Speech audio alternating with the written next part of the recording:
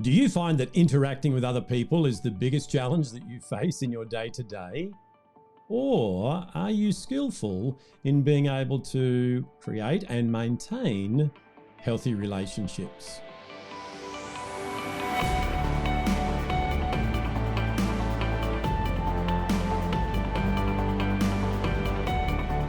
Hi, this is Grant Herbert, Emotional Intelligence Speaker and Trainer of the Year and Master Coach Trainer. And today I want to continue our conversation around all things social and emotional intelligence by helping you to understand why relationships are the key to results. So in our previous episodes, we've worked on our own emotional intelligence, the relationship with ourselves, building up of our identity and personal power. And we've looked at social awareness and being able to then have empathy for others and understand them. What we want to do now is we want to go into the skill sets of relationship management. Because here's what I know. You can significantly improve the environment in your home, in your workplace, by learning to manage your relationships. You see, here's the problem. In our workplaces, there's a strong emphasis on the technical ability, whether or not you can get the job done. You know, it's like a game of lawn bowls where the lawn bowl has a weight on one side, and when we bowl that ball down towards the jack, depending which side of the bowl we present to the ball, to the jack, will determine the path that it takes. And they call that a bias. And unfortunately, in the workplace, there's a strong bias towards if you can get the skills, if you can have the MBA or the degree, then you're going to be able to do the job. But we know that's not the case. And unfortunately, with the bias on the wrong side, which I believe it is, if we bowl that ball, it doesn't hit the mark at all. In fact, it goes the other direction and ends up out of the court. So what we need to do is make sure that we shift that thinking. There's also abrasive leadership, and that starts with every individual. It's not just the people at the top, where because of the fact that they are working with people who have challenges just like them, they can rub people the wrong way. And unfortunately, we end up with great people leaving the organization simply because they weren't getting on with people. That means we have to invest more energy in replacing them, in training them, and getting them embedded back into the team. And these things all cost time and money. But it doesn't have to be that way. When we develop this skill set around relationship management, we become more balanced, where we've got that sweet integration between our technical ability and our ability to get things done by working in and around and with people. And leaders become empowered, like a shot of nitrous on a drag car when you hit the button and it accelerates down to the finish line. That's the power of an emotionally intelligent leader who has control over the way they work with others. And this creates a lot of stability because we have people that work together, they collaborate in unity, and we get more done. And we save all that wasted energy that we have been using in getting more people to fill the roles for the ones that we've lost. So what I want to do in this episode, and we're going to continue on breaking it down into the various competencies of relationship management over the weeks to come, I want to lay a foundation around 5 key principles that we need to understand so that we get in the right frame of mind, ready to go on this journey. Number 1 is we need to get rid of the soft skills myth. Unfortunately, that term soft skills has been used for many, many years.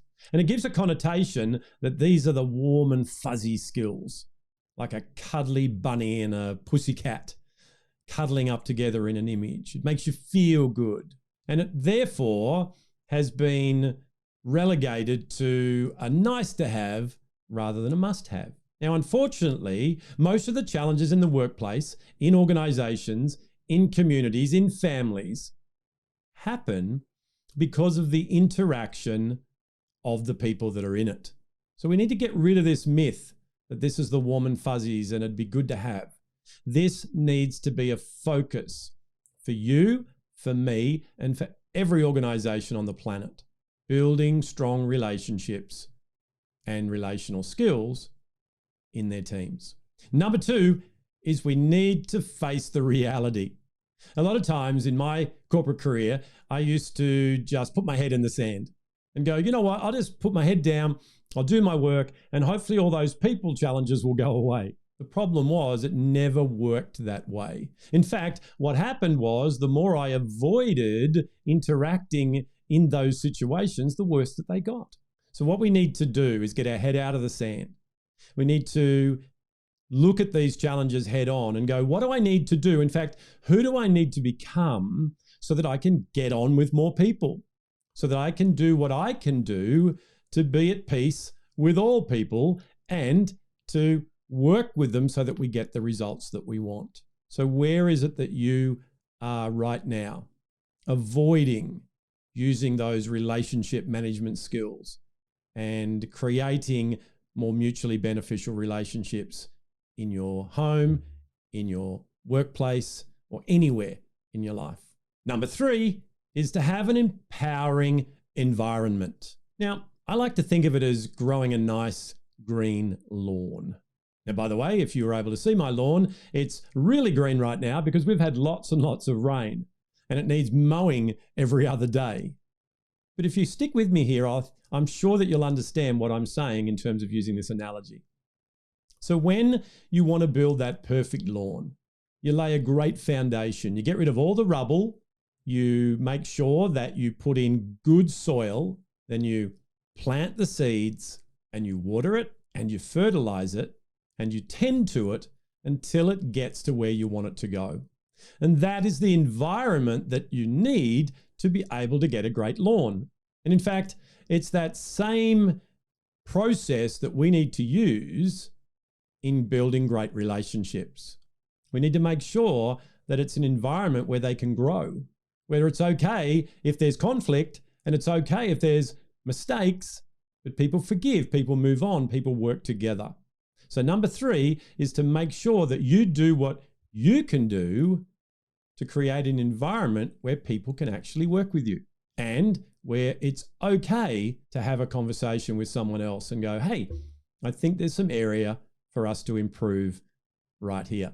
Number 4 is to make sure that you train before blaming. Because of the soft skill myth, a lot of people in organizations have never had any of this type of personal leadership training. They've never had someone teach them how to have great relationships. They've just taught them how to get the skills done and get the work output that they need.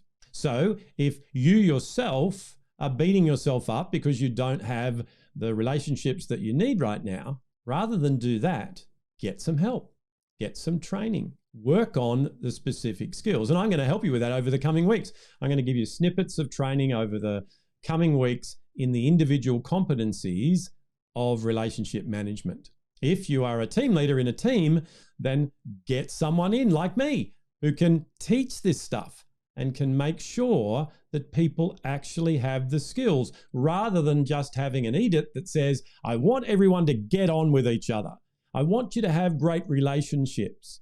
The problem is, if they're not empowered with the how-to, it's not going to happen. And in fact, it's going to create even more angst within your organization because people are being forced into things that they don't have any clue. So it creates even more uncertainty and self-doubt. So let's make sure that we train rather than blame. So number 5 is coach for culture. Whenever we want to build new skills in our team, in ourselves, we need to make sure that we create an environment that has 2 things. We need support to incrementally make the changes and accountability so that we are held accountable to the things that we say we're going to do. The way that we work with our brain is that we need to have time to incrementally change the things that we're doing so that we have new, more empowering neural pathways that when something happens, we now do something different to what we used to do. And that takes time to rewire the brain.